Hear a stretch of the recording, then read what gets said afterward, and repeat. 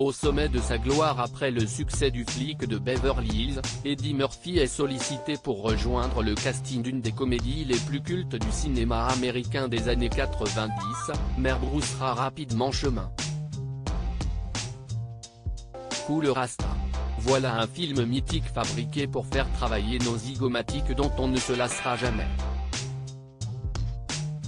Rasta Rocket, la cultissime et tendre comédie des années 90, a marqué les esprits pour ses clowneries et répliques hilarantes.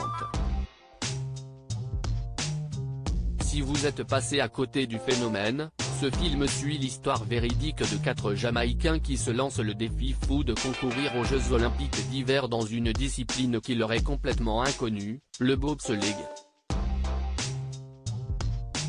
Actuellement disponible sur Disney+, le film pulvérise les compteurs à sa sortie en 1993, de quoi peut-être donner quelques regrets à l'humoriste et acteur Eddie Murphy.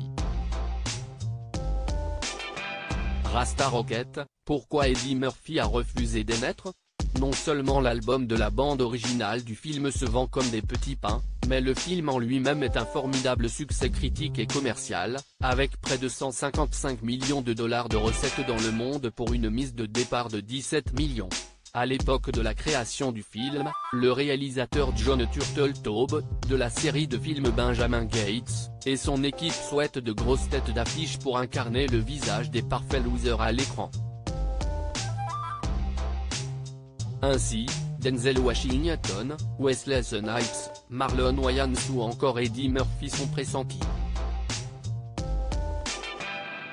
Mais le roi du stand-up des années 80 et acteur en vogue à Hollywood après le succès des films Un fauteuil pour deux, 1983, des 2 premiers flics de Beverly Hills, 1984 et 1987, ou encore d'Un prince à New York 1988, a des prétentions salariales qui font grincer des dents Walt Disney Pictures, alors producteur du film.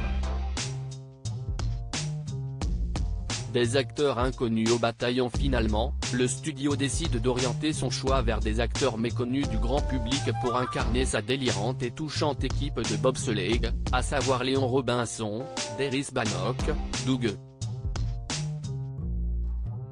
Doo, Sanka Kofi, Malik Yoba, Yul Brynner, et Holiday. Lewis, Junior Beville. Le film reste en mémoire aussi grâce à l'iconique entraîneur des Rasta Rocket Irving Girvey Blitzer, joué par John Candy, Maman, j'ai raté l'avion, et inventé de toutes pièces par les scénaristes. En effet, si le film a su prendre quelques libertés par rapport à la réalité, il reste tout de même grandement inspiré de l'inattendue participation de la Jamaïque aux Jeux de Calgary, en 1988. Mais contrairement au film de Turteltaub, les 4 sportifs ne sont pas d'anciens sprinteurs recalés, mais des militaires, ils n'ont jamais commis d'actes répréhensibles et n'ont pas eu un seul mais plusieurs entraîneurs. Pour connaître l'issue de cette belle histoire de solidarité et d'amitié, rendez-vous sur la plateforme Disney+. À lire aussi Rasta Rocket, W9, les différences entre la comédie culte et l'histoire vraie derrière le film. Article écrit en collaboration avec 6 médias.